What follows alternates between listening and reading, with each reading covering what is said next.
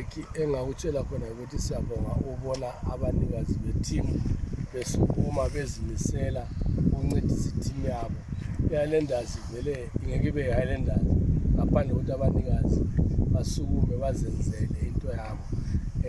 Sicela labanye bonke abalaleleyo abezwayo abazakuzwa ukuthi nanka amanye amadoda azimiselayo, singazimisela sonke okuncane konke sikulethayo, i-Highlanders will be bigger thing. At the end of the day, uqiniswe ukuthi we will be a better team if you combine the sponsorship, combine ama-efforts ayenziwa ama-members together. Highlanders will be a great club.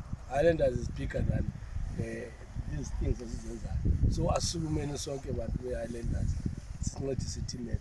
Siyababonga amadoda lawa azimiseleyo athi bona bafuna ukubona ukuthi i-team yabo bayayincedisa.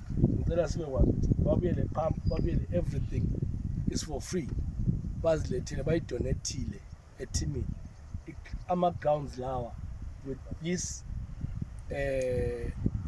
donation will be a different thing. We can't have amanzi singala amadoda.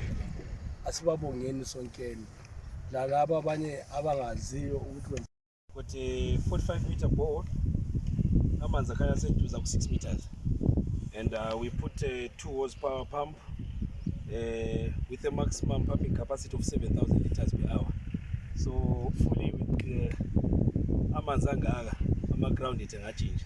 Thina senzela i-team uqhamukele lethu suka la lokuthi thina sifuna yonke into ihambe ngendlela.